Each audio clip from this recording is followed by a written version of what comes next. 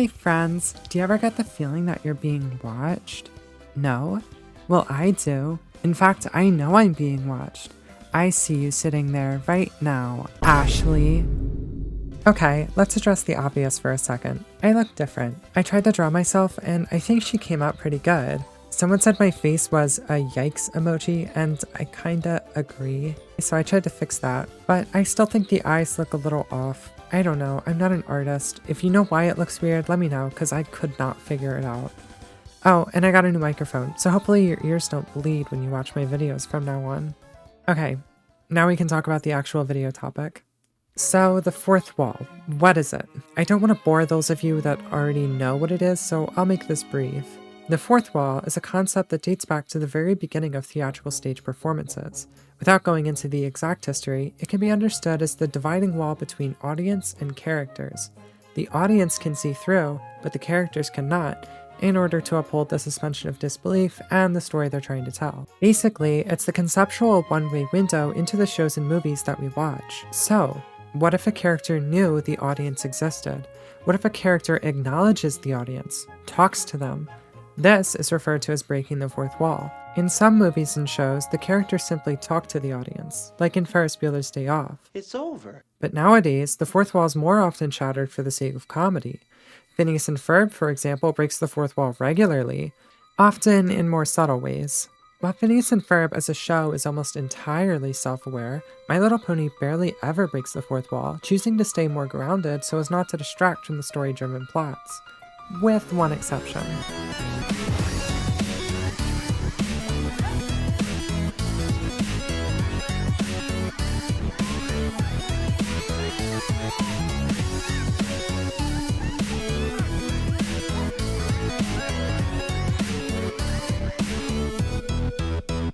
Now, Pinkie isn't the only one to have ever broken the fourth wall, but she's done it enough to make fans think that it's an ability of hers, even though it's mostly just cartoonish humor being utilized by the comic relief character. Beyond this, Pinkie also utilizes the ability to break the laws of pre-established physics.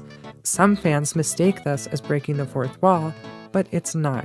Either way, she is treated as if these two things are within her skill sets as a pony. And it's not just the fans, the writers also love playing with this, furthering the idea that Pinkie truly does have power over physics and the fourth wall simultaneously. This really makes Pinkie stand out because the magic system, while confusing and contradictory, is grounded in a way that wouldn't normally allow this. So why can Pinkie do it? Why is Pinkie capable of doing things no pony else can? Let's talk a bit about... Because I believe Pinkie's abilities derive from her Cutie Mark. Cutie Marks in the show, while inconsistent, do show to grant ponies a considerable amount of their connection to magic and their magic power. In Season 4, ponies without any magic were shown to lose their Cutie Marks, while in Season 5, ponies without Cutie Marks were shown to be considerably weak. Technically, this could have been intentionally done due to Starlight's specific spell, trapping their magic in their Cutie Mark, but I find it more likely that it was the writer's intention to show what would happen without a Cutie Mark specifically, and not a special spell from Starlight. Cutie Marks also seem to do more than represent one's personality and skills, but also contribute greatly to them. While personality is not lost without one, it is diminished. However, with Pinkie Pie specifically, she seems the most affected by this loss of personality. It's worth mentioning Cutie Marks remained after T-Rex stole magic of ponies in Season 9, which is different to what happened in Season 4. I believe the reason behind this decision was in great part to how they further explored Cutie Marks in Season 5 with Starlight's Village, but more importantly how Chrysalis's throne absorbed magic in Season 6. After those episodes, Cutie Marks were shown to be intrinsically linked to one's person and not just their magic. This one change is what I like to call the Great Magical Discrepancy. It's a divide between how magic functions in the show. Seasons 1 to 5 and Seasons 6 to 9 have completely different understandings of how magic works and functions, and even Generation 5 misunderstands the magic system present in G4, because G5 said Earth ponies never had magic before. Earth pony magic? But that's never happened before! That is false. Anyway, that is a long discussion for another time.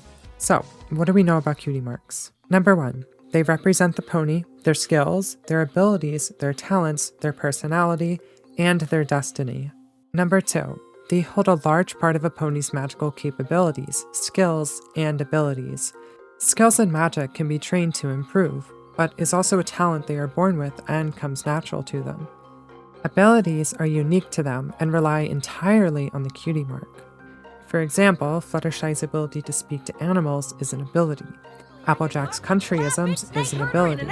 Rainbow Dash's speed is an ability and a skill. She can train to improve her ability to go record speeds, but without her cutie mark, she loses the ability to go fast at all. Twilight's magic is another example of something that's both an ability and a skill.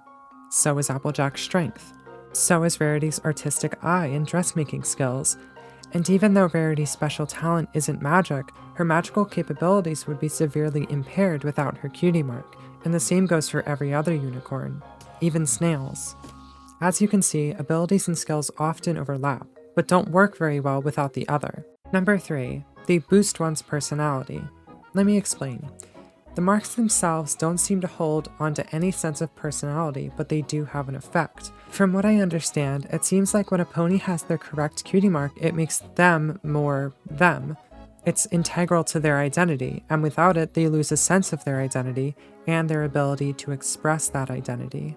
Applejack ain't Applejack without her apples. Link can't be the hero without his sword. I'm not me without my estrogen. You got the idea. In Season 7, during a royal problem, the royal sisters do a Freaky Friday and they are extremely unhappy to have to play a role that's not right for them. To have the wrong cutie mark, or none at all in Season 5's case, is to be incomplete.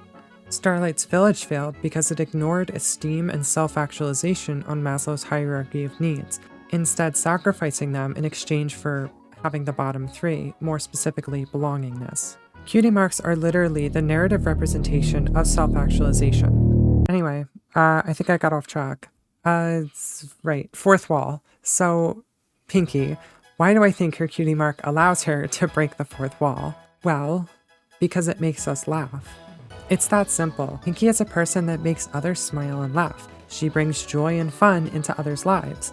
In the Smile song, Pinkie tells us very explicitly what she does and why she does it. When Pinkie walked on air, she made us smile. When Pinkie shook the camera, she made us smile.